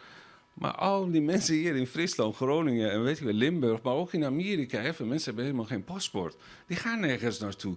Die worden eigenlijk door die postmodernen, die het voor het zeggen hebben, eigenlijk een beetje vernederd. Het is allemaal ze missen de boot, de vaart, de volkeren, ontwikkeling. Ze hebben Wie, de boot. postmodernen missen de boot? Nee, die gewone mensen Oh, oké. denken die postmodernen. Ja. Terwijl in plaats daarvan moeten ze... En dus wat ze doen institutioneel is continu eigenlijk ook een beetje vernederend omgaan. Zodra je over Nederland hebt, dan ben je een nationalist. Dat is dom. Ik ben niet een nationalist. Nederlander kun je van alles verdenken, behalve nationalisme. Althans, grote deel daarvan niet. Je ziet het ook bijvoorbeeld toen Verdonk kwam na Pim Fortuyn, moord op Pim Fortuyn. Men probeerde voor integratiewetten aan te nemen. Ik had verteld, ook aan Verdonk, zei ik, ja, maar integratie oké, dat is allemaal goed. Je wil nu uitvoeren wat ik zo vaak heb geschreven. Ze lachten en zei, ja, is inderdaad. Zeg ik, ja, maar je moet niet vergeten, precies wat u zei. Namelijk, zijn miljoenen andere mensen ook langzamerhand worden verwaarloosd. Ze weten niets van hun geschiedenis. Ze weten niet wat de vrijheid en democratie is. Je moet een grotere pakket maken. In mijn visie moet een vak komen burgerschap. Dat begint, mag je 10 jaar geven op verschillende manieren op scholen. Ja, Goed. vandaag lazen we in de krant dat we oude schrijvers van voor de begin van de 19e eeuw, of 18e, nee, 20e eeuw zelfs, dat docenten dat niet eens meer hoeven te leren. Oh, als je het dan over je cultuur hebt die verkwanselt, neem maar even serieus. Dat is echt vernederend. Ik bedoel, ik weet wel over je het hebt. Ja. Iemand had gezegd, volgens mij, de Copernicus kunnen ze niet lezen, laten we hertalen, modern. Ja. Dat is toch belachelijk. Als je dat zegt in Rusland tegen Russen, Dostoevsky kunnen die mensen niet lezen. Exact. We gaan iets Ja. Ja, we Jip gaan en hier naar Janneke een, van maken. Ja. we gaan hier naar een vraag. Kom er maar even bij. Wie hebben we hier en wat is de vraag? Evert. En hoe je al begon bijvoorbeeld met het benoemen van de democratie. En wat je altijd hoort is, we kunnen stemmen. En dat is de democratie. Geen geweld, in alle vrijheid. Maar ik heb het gevoel dat je, tenminste ik merk steeds meer bij mezelf in ieder geval, denk stemmen, ik bedoel, het gaat allemaal zijn eigen gang. Dus we moeten je afvragen van, is dit alleen maar de democratie? Of moeten we het niet willen, moeten we het niet willen definiëren, maar moeten we het, dat we zeggen, we moeten het zoeken. Ja. En dat je bijvoorbeeld zegt van oké, ik kan bijvoorbeeld alleen al evenredige participatie, dat je gewoon het meedoen, dus het gevoel dat je gewoon mee kunt doen. Dat is al één ding wat je er al aan toe kunt voegen. Ja, dus maakt stemmen nog wat uit? Is er nog meer dan stemmen? Dat is zeker zo, meer dan stemmen. Maar wij zien ook een zorgwekkende ontwikkeling in Europa en in Noord-Amerika, in de meeste westerse democratieën, dat heel weinig mensen stemmen. Steeds neemt af. Voor Europese verkiezingen was bij 35% kwamen opdagen. Voor de laatste gemeenteraadverkiezingen was mooi weer, was toch nog volgens mij 51% of zo. Dat is echt niet goed. Velen vinden het beledigend, maar degenen die niet stemmen, die moeten echt niet meer mopperen wanneer onprettige besluiten worden genomen. Want je kunt niet tegelijkertijd thuis blijven en cynisch zijn en zeggen, het systeem werkt niet, maar nog eens keer 3 jaar zitten te mopperen, ja, wat voor rare beslissingen worden genomen. Dus als we over participatie hebben, ik vind dat daar moet iets aan gedaan worden. En dan kom je bij zeg maar, daadwerkelijke burgerparticipatie. Een van de problemen van het Westen is de afbrokkeling van sociale cohesies in de wijken. En u hebt het in feite, u hebt gelijk, het is niet, democratie is niet alleen maar dat je 1 keer per 4 jaar stemt, maar ook al die verenigingen, organisaties. Dat wij hier zijn, dat is al een democratische daad. U aan mij vragen stelt, u mag het oneens zijn met mij, we gaan praten met elkaar. Daar doen we het voor. Ja, nog Daar zijn we één ook voor hele opgericht. korte dan Ja, inderdaad. één hele korte Ja. vraag, maar dat kan, want deze mevrouw ken ik van de korte vragen. Hoe heet je? Wat is de vraag? Mijn naam is Claudia Wolga, ik werk voor Culturele Hoofdstad. Ik heb in Roemenië, Rusland, hoe zeg je dat? Gewerkt. Litouwen. En ik ben gevraagd om verder in het Engels te gaan voor de internationale deel van Culturele Hoofdstad. People are so disenfranchised. If you look back at the Brexit referendum is the cesspit of democracy. If you look at what's now playing out in the UK, and if I look around the room this evening at how few people there are here, are we so disenfranchised from this essential question? No, it's great weather. Everybody's on the terraces drinking beer. Ja. You know, I worked in Romania and I was a very quick story. I was the first theatre critic to be invited by the Ministry of Culture for a bursary, and I was left alone in the Ministry of Culture in Bucharest with a cupboard that was twice the height of this room, in which there were censored texts from top to bottom. Top to bottom. Censored texts. So what you got was a visual theatre where they would dare to say what they wanted to say in live theatre because they couldn't say it in words. I think we agreed a short question. Why are we so disenfranchised and Ja. how can we engage young people to vote? Ja, even heel kort waarom we zo onthecht zijn en hoe kunnen we jongeren erbij halen. Dank voor uw vraag. Ja, ik moet heel kort zijn. Dus ik zeg het in één zin. Nihilisme. Westerse mensen hebben het te goed. Dat was met We Romeinse... zijn te verwend. Te verwend. Ja. Gewoon, ze snappen niet hoe belangrijk is. Als je een tijdje in Noord-Korea bent, dan weet ik wel. Ja. In die vreselijke wijken, bijvoorbeeld in sommige andere landen of in Iran, dan denk je, wauw, wat een voorrecht. Toen bij die eerste democratische verkiezing, want mijn proefschrift ging over apartheidsregime, afschaffing daarvan. In Zuid-Afrika gingen miljoenen mensen dagen in de rij te staan om te stemmen. Om te stemmen. Het is een... Ik vind het een mystieke feest. Elke keer. Ik ben zenuwachtig op die ochtend. Ja. Ik wil het doen. Dat moeten we... De bezieling moet komen. Dat moet afgelopen. En dat moeten we dus eigenlijk met z'n allen samen vormgeven. Dat er Zeker. weer bezieling komt. Het is hart van vrijheid ook, die bezieling. Ja. Ik begrijp het. Tijd voor wat... We zouden ontzettend door willen praten hierover, maar dat kan helaas niet. Want Jacob, wie heb je daar staan? Ja, ik sta hier naast de dichter van Friesland, Eeltje Hetteka. Goeie. Hoe is het mij? Heel goed. Ik heb een ondergebed gekregen, dat is nou een wondergebed. Oh, wow. En het gebed jongt werden. Dus zolang als er een gebed in heeft, kan ik praten. En ik vind dat we altijd, like als meneer Elian en ik zei, het altijd pratende houden moeten. Gefeliciteerd met je nieuwe gebed. Wat een primeur. De tand destijds, maar die heb ik al van. Fantastisch, ja. De Delgong had zijn opgang voelen. Of de opgang had zijn Delgong voelen. Eltje, doe best je mijn speciale reden, want Oude Week is een soort gebeurd om het verhaal wat er op Malta is, maar de journalisten die het even vermoord is. Daar zullen we eerst nog verder over praten. Door heeft een gedicht toeskreun en dat is, ik heb begrepen, dat is nou ook in Malta in de kranten en online publiceerd, hè? Ja, het wordt op alle handen plakken publiceerd. Ik zit er zelf net achterom. Het is fut. Dat is bij het maatje van poëzie zo. Dat is een ding maakt en op hem stuit, dan leest het los. En dan valt het in de werkelijkheid.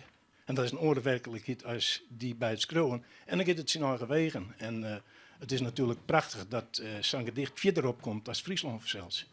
Wat wie die drijfveer om dit gedicht te maken? Ja, dat is een goede vraag. Ik heb de moorden in Slowakije heeft onlangs de aanleiding geweest. De Koziaks, de onderzoeksjournalistiek die eens naar dezelfde problematiek als Galicia op Malta die. Corruptie, Panama Papers, yield verscholen. En dat binnen Europa, dat is echt een nieuw verschijnsel aan het worden. Dat op het moment dat journalisten daar onderzoek naar doen, dat wanneer het vuur te dicht aan de skinenlijn wordt, dat zou een kop liedser maken worden. Dat is echt een novum.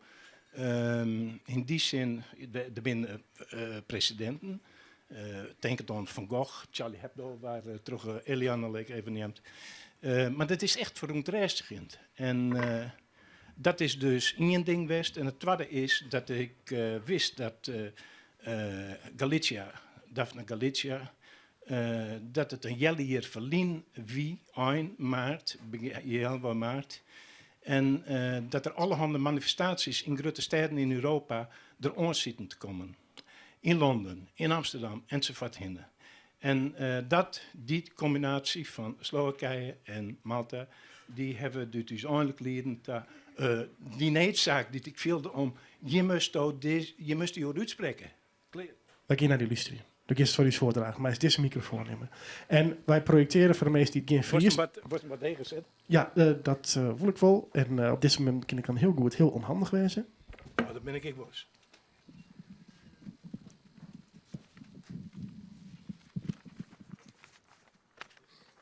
En voor de mensen die het Fries niet machtig zijn, het gedicht is ook vertaald in het Engels. En dat kunnen we even op het scherm toveren. Maar ik zou u toch vooral aanraden om vooral te luisteren. Ja. Het Goujon Elkenien, dat is het allereerste. Ik lees het gedicht De Opblaasde Dui. Daar is ik een Engelse oorzetting van. De Assassinated Day. En daar staat een motto boppen. En dat motto dat zegt: There are crooks everywhere.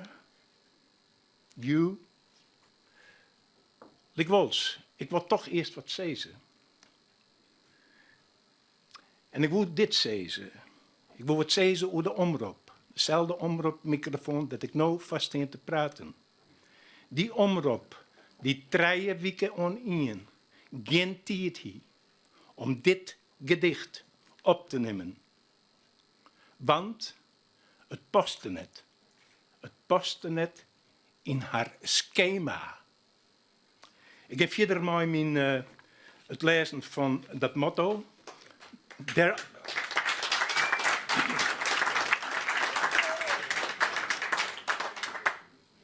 There are crooks everywhere you look now. And the situation is desperate. En dat is een regel van Daphne Galizia, journaliste dus op Malta, mem van Trajebein, opblaast door een autobom, op het Libbenbrocht dus, onder Valletta, net 4 van Valletta. Valletta, de zusterstad, die tjustere zusterstad van Ljouwert. Het gedicht.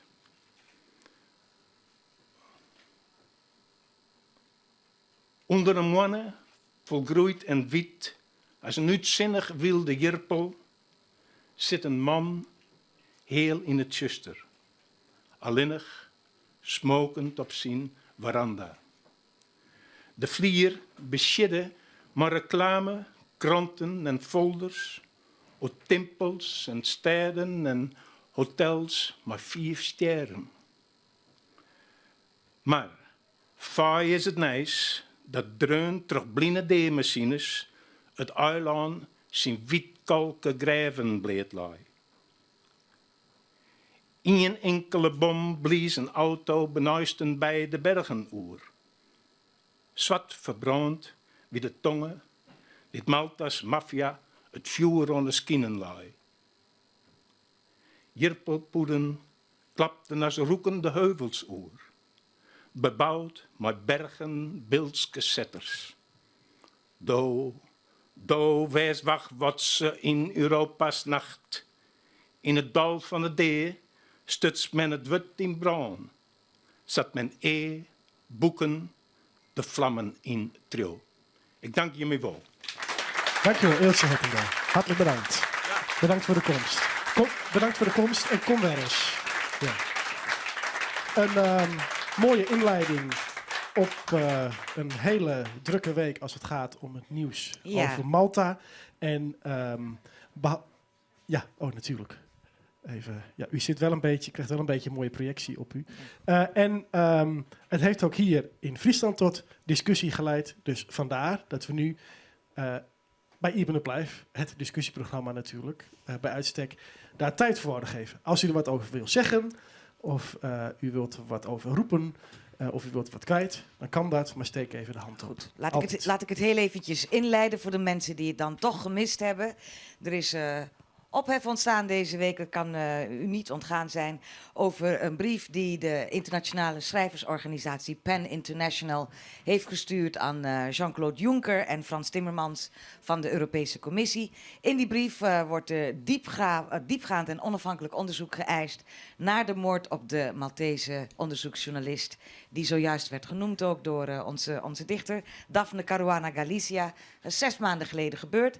En daarnaast, en misschien wel vooral, wordt er onderzoek geëist naar de uitlatingen van Jason Micallef, de voorzitter van Valletta 2018, als tweede Europese culturele hoofdstad. Nou, Micallef heeft zich via Twitter laatdunkend uitgelaten over de vermoorde journalist en heeft opgeroepen om spandoeken over de moord te verwijderen en het monument dat ter nagedachtenis aan haar is opgericht, om dat ook te verwijderen. En in de brief van PEN International staat verder dat Micallef, als zijn uitlatingen na het onderzoek worden bevestigd, zijn functie als cultureel verantwoordelijke van Malta zou moeten neerleggen. Nou, de brief is ondertekend door een paar honderd internationale schrijvers. Ik noem er een paar: Salman Rushdie, Margaret Atwood, Christine Hemmerrechts, maar ook onze eigen Vonne van der Meer. Welkom hier. Voorzitter ook van PEN Nederland. Jij bent dus een van de ondertekenaars van die brief. Het raakt eigenlijk rechtstreeks aan de thema's van deze avond. Hè? Waarom vond u het nou belangrijk om die brief te ondertekenen? Wat was uw doel daarmee? Nou, het is... kijk, het is zo'n duidelijk geval. Een vrouw probeert, een journaliste probeert al jaren dingen te onderzoeken die blijkbaar op Malta heel gevoelig liggen. En nadat ze al heel veel bedreigingen heeft gehad, er is een keer brand gesticht in haar huis, wordt ze dus door een autobom vermoord. Dan zou je verwachten dat vanaf dat moment het onderzoek gaat lopen en dat er alles gedaan wordt door regering en politie om dat uit te zoeken. Niet alleen gebeurt dat niet, maar dat veert misschien nu wat ver, hè, om waar zij voor stond en wat er nu niet aan het licht gebracht kan worden. Maar wat dan natuurlijk een probleem is, en daarom zitten we nu hier in Leeuwarden, is dat de evenknie, mag ik het even zo noemen, in Malta, zich inderdaad, je zei het al heel goed, laatdunkend heeft uitgelaten over haar. Het monument dat spontaan is opgericht voor haar in de dagen na de moord op haar, heeft opgeroepen om dat te laten verwijderen. En nog zo wat voorbeelden kan ik geven. Ja. En daar is de verontrusting over ontstaan. En uiteraard ook vanwege het feit dus dat het culturele hoofdsteden, zustersteden. In ieder geval ja, deze we willen er misschien niks mee te maken hebben, maar we hebben er iets mee te maken. Even naar de buurman, Tjeerd van Beckum, de directeur van LF 2018. Ik wou even deze meneer een slappe lul. Oh, nou, dat hebt u bij deze gedaan. Dan mag u weer de zaak... Nee, maar dat gaat te ver. Nee, dat gaat te ver. Ik vind het fijn dat u het podium opkomt. U mag er ook weer af. Ja. Maar een beetje onze gasten onderspuiten, dat vind ik een beetje... Ja, nou. Dank u hartelijk. Ja, u mag weer... Nee, we gaan geen ruzie maken. U mag weer daar naartoe. U hebt uw statement gemaakt. Grof schandaal. Ja, u zei het zelf. U hebt uw statement gemaakt. Mag ik u uitnodigen om weer in de zaal plaats te nemen? Dank u hartelijk. Heeft iemand een doekje voor Tjeerd van Beckum? Nou. Goed. Ik kom even bij u, Tjeerd van Beckum. Want de gemoederen zijn niet bedaard, zal ik maar zeggen. Nee. U bent redelijk droog. Ja, maar ik kan hier wel tegen. U hebt wat kritiek gekregen, omdat, laat ik het zeggen, u zich wat neutraal hebt uitgelaten in deze kwestie. Klopt dat? Bent u daarmee eens? Wat vindt u van de commotie? Kijk, als het gaat om deze commotie, betreur ik uitermate hoe die gelopen is. Maar ook meneer Maus, maar ook anderen. Meneer Maus mag ook wel stil zijn. Meneer Maus mag ook zaal. luisteren misschien. U mag ook luisteren. Die kunnen ook misschien eens eerst teruggaan van hoe dit al bij mij begonnen is en hoe dat gelopen is. En ik wil zo snel mogelijk naar de zaak, want die is belangrijk genoeg daarvoor. Maar het is zo, ik ben niet de evenknie van... hoe moet ik het noemen? Het zijn zusters. Maar wij zijn beide culturele hoofdstad. En wat ik heb gezegd op een vraag die mij toekwam, oh, wat vindt u van de positie van de voorzitter van de Raad van Toezicht, waar een brief voor naar is gegaan Ja. naar de Europese Commissie om zijn positie te onderzoeken, zijn uitspraken te onderzoeken, daar een oordeel over te geven. Als Europese Commissie er iets mee te doen, heb ik gezegd, mij past het niet om iets te zeggen over de positie van de voorzitter van de Raad van Toezicht van de culturele hoofdstad van Malta. Als je had gevraagd aan mij, en dat is mij niet gevraagd, wat vind je van die brief? En wat staat daarin? Wat vind je van die beweging? Wat vind je dat wat daar gebeurt? Kijk, dan is het antwoord dat dat ver van ons staat. Hè, als je kijkt naar hoe wij naar die normen en waarden kijken in Nederland, hoe wij daarmee om zouden gaan. Ik ben ook op Malta geweest. Ik heb ook voor de gedenkplaats gestaan. Dan zouden wij daar heel anders mee omgaan dan hoe daar in Malta mee wordt omgegaan. Hoe zou u ermee omgegaan zijn? Nou, dat zouden wij dus enorm zichtbaar houden. Want ik ben vorig jaar op deze job gestapt. Ik was burgemeester. Met een missie. En een van die missies is juist deze normen en waarden. Dat de kunst- en cultuursector juist dé plek moet zijn waar de politiek-maatschappelijke vraagstukken aan de orde kunnen worden gesteld. Dus, ja, maar dan moet je dat wel gevraagd worden. Ja, maar u heeft de krant... Nee. Luister eens. Ja, je kan alles kan je zeggen. En dat kan ik ook best wel zeggen. Maar daarom heb ik gisteren ook gevraagd aan de Leeuwarden Courant. Er komt terug. Maar als het gaat om de brief, ben ik uitgesproken, zijn we duidelijk. Dat past niet in onze normen en waarden. En dat kan je zeggen, dat had ik achteraf moeten zeggen. Die brief hebben wij niet zo ingeschat. Ik kreeg gewoon... Nee, maar zo kan het gaan. Het is een onderschatting. Ook van mijn kant, daar wil ik best eerlijk over zijn. Dat als je dan een vraag wordt gesteld, gewoon op straat, later ook met een quote, hoe denk je over de positie van deze voorzitter van toezicht, dan past dat niet dat wij daar een mening over geven. Ja, maar... Oh, wacht even, Willem. U komt wacht aan, even, u komt aan bod. U komt aan bod. Ja, maar hij mag wel even de vraag stellen, Ja, maar dan graag zeker. even met Maar in de de microfoon microfoon, erbij. ja. Oh, nou... Want hoe denken die mensen thuis, wat zit die man net te razen? Nou, dan doe ik het nooit in het Fries voor de mensen thuis, want hier gaat het al uit.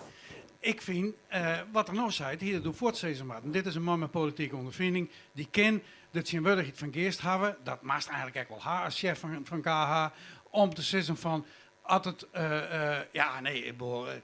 het past mij misschien net om van die chef daar wat te zeggen, maar wat hij bad is, daar vind ik dit en dit al hiervan. Dan ga je duidelijk west en hier die commotie nog ergens horen. Nou, misschien moeten we dan nu daar die kans toe geven. Ja, maar hij zei, wacht even. Nee, ik ben heel transparant daarin. Kijk, toen het mij dat vrijdag werd gevraagd, hebben we het erover gehad.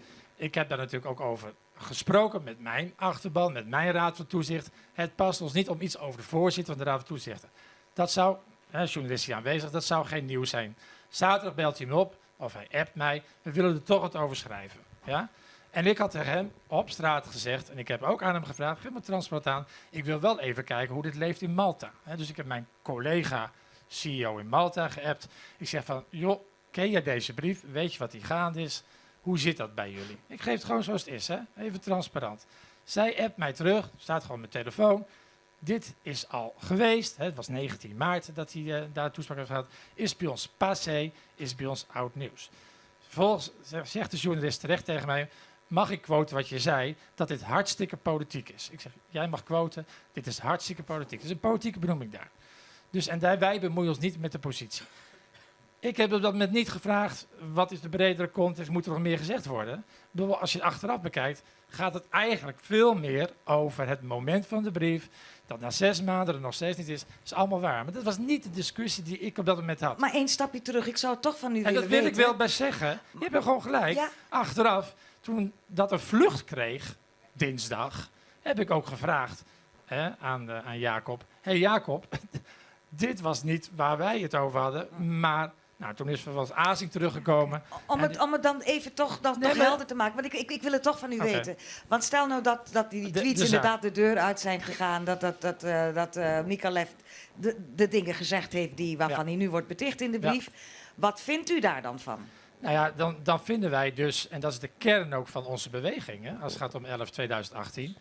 dat dit absoluut niet de normen en waarden zou moeten zijn die wij als Europa zouden moeten hebben. Ja. Zij is een Europese culturele hoofdstad, dus ik vind het terecht, wij vinden het terecht, dat de Europese Commissie daar een uitspraak over mag doen. Dus de vraag die er is, wat vindt u van de uitspraken?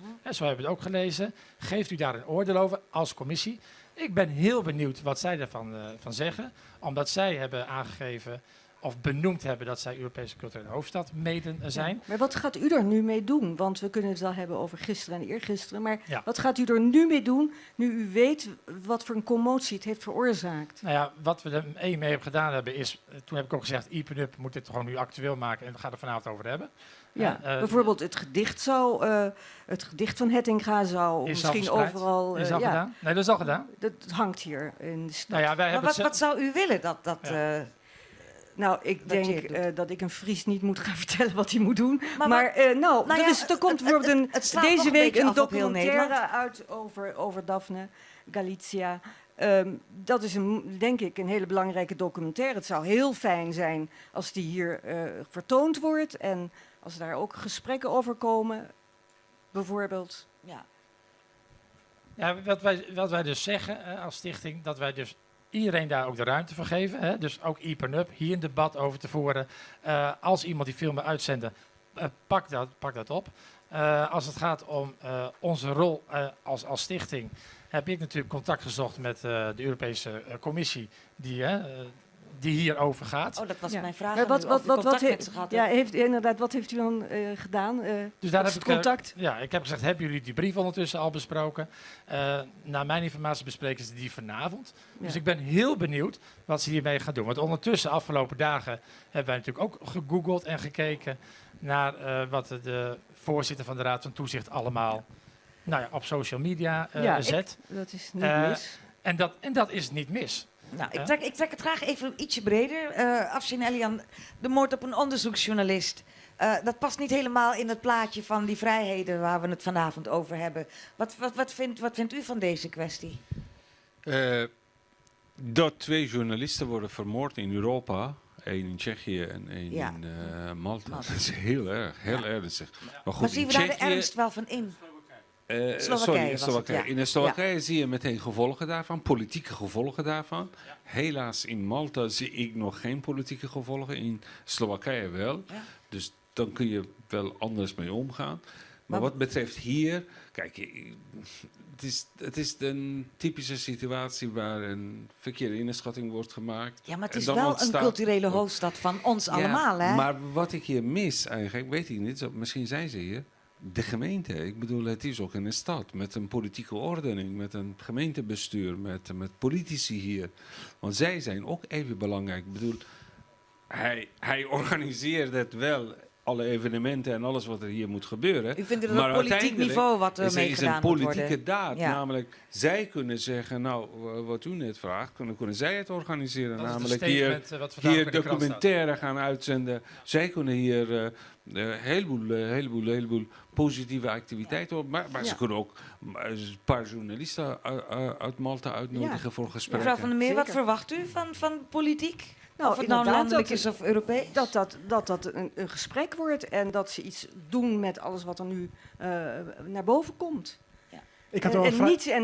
Niet alleen maar daar nadruk op. Het is natuurlijk fantastisch, opera, uitwisseling, die deken. Maar die deken mag natuurlijk nooit een deken worden waar we alles wat pijnlijk is onder gaan bedekken. Maar die neiging hebben we toch een beetje. Ja, spreek ik eventjes voor mezelf. Dat zou wel heel jammer zijn. Ja. Ik heb nog een vraag voor mevrouw. Uw tweet over dat u hier vanavond heen zou gaan. En over dit is niet een tweet van mij, ja? Nee, maar van die organisatie. Ja. Dus die wordt nu heel erg veel aangehaald door mensen. En dan gaat de grootste bagger nu over Leeuwarden, over de organisatie van Culturele Hoofdstad, over Tjeerd van Bekken persoonlijk heen. Met veel onjuistheden, heel aanmatigend. Het wordt net niet gezegd opknopen en zo. Dat is ook een bedreiging van het gewone gesprek.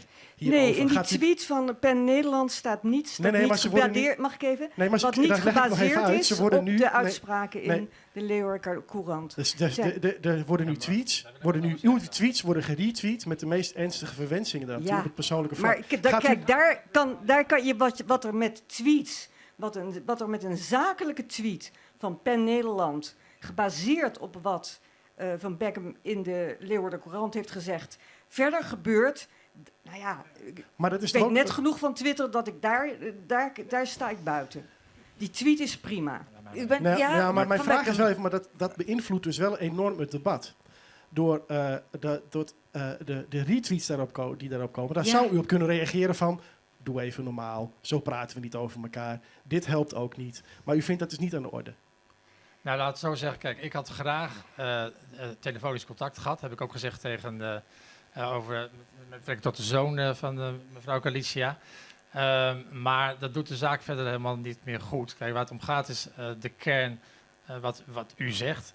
Dat wij, volgens mij met z'n allen van mening zijn, al langer dat hier sprake is. Een moord van 2 journalisten onacceptabel. Dat wij dat nou zeer hoog nemen in Nederland als het gaat om de vrijheid van pers en hoe daarmee omgaat. Dat het allemaal ongelukkig is gegaan. Ik wil het best naar me toe trekken. En dat we daar niet hebben overzien dat het om een veel bredere boodschap ging. Ik heb me puur gericht op de voorzitter van de Raad van Toezicht. Nou, 2 dagen later besef je al, oh wacht even, dit gaat helemaal niet op de Raad van Toezicht. Dit gaat over het feit dat 6 maanden later er nog steeds niks boven tafel is. Ja. En vervolgens gaat het wel erover, en dat is wat ons raakt, is van, kijk, als iemand van de Raad van Toezicht of binnen mijn stichting zoiets zou doen, dan zouden we hier een groot probleem hebben. Laten we eerlijk over zijn. En dan nog ben ik van mening dat de Europese Commissie hierover moet gaan. Die hebben ze aangewezen als culturele hoofdstad. En wij hebben hier een democratie, een normen en waarden die we hoog koesteren. In Malta is dat wezenlijk anders, laten we wel eens even. Ik heb wel eens vergeleken met de Olympische Spelen. Je gaat dus naar landen toe met de Olympische Spelen van een land wat je niet koestert, waar je niet blij mee bent. Maar ondertussen ga je niet elke keer zeggen van jij moet weg, jij moet weg. Het is toch uw zusterstad, meneer Van Beckum? Nee, maar wat je dus dan wel doet, is die culturele uitwisseling en het gesprek aangaat. Hè? Dus als wij op Malta zijn, en we zijn er ook al een keertje geweest, dan heb je daar wel over. Maar gaat u hiervoor naar Malta om dit even helemaal glad te strijken? De vraag is nog of je nu dan nog naar Malta gaat. Hè? Dat is nu de vraag die zich voor gaat doen. Dus ik ben echt heel benieuwd of de Europese Commissie dit net zo zwaar weegt. Ja. Maar ik ben ook wel benieuwd wat u morgen gaat doen hier met deze zaak. Wat is uw actie? Nou ja, nogmaals, ik vind, dat heb je het over de stichting, en ik heb in de krant ook gezegd, daar mogen politieke uitspraken komen, maar die liggen bij gemeenten en die liggen bij provincie. Als het bij ons gaat, zeggen wij dus feitelijk van, de penbrief, die snappen wij helemaal. Ik denk ook wel dat hij heel snel daar een antwoord op komt. En ik verwacht, gelet op het dossier wat wij dus nu ook een beetje om ons heen zien, dat de Europese Commissie dit niet kan gaan negeren. Okay. En dat zal dan vervolgens ook wel een gevolg hebben in de relatie die wij hebben met Malta.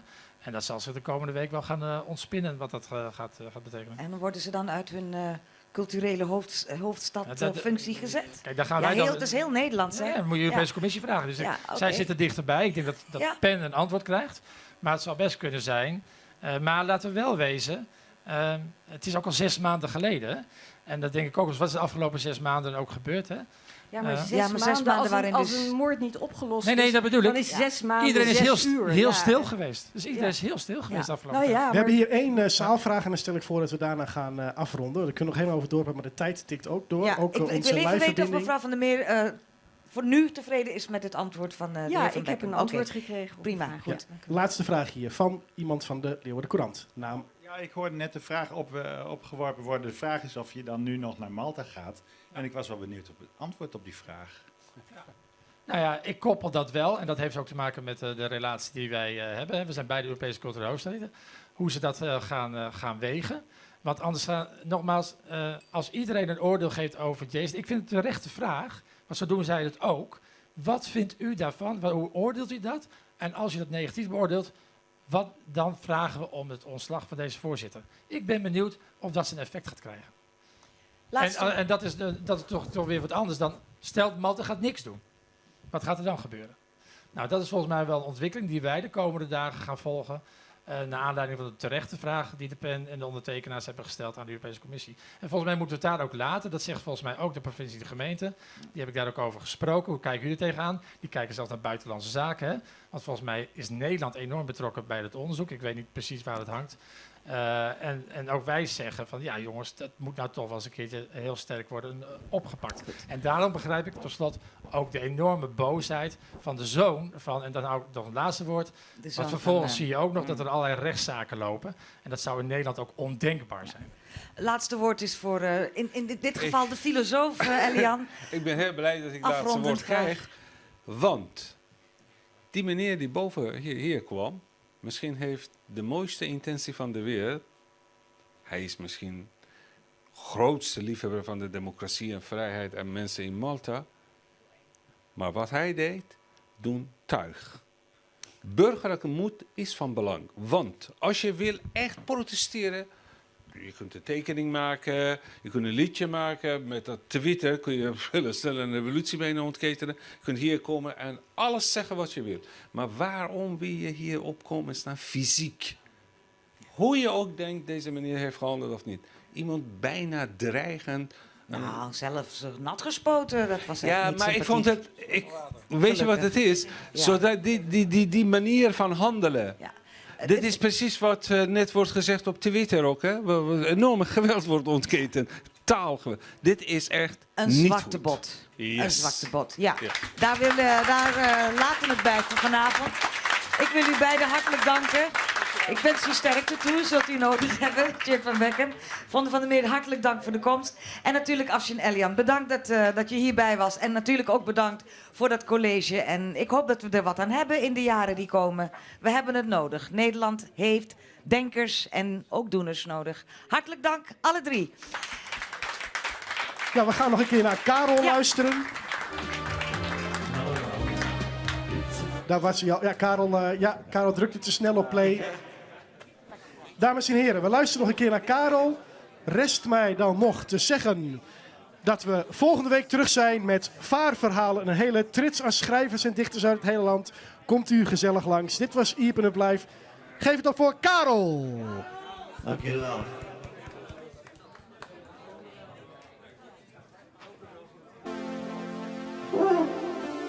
Ja.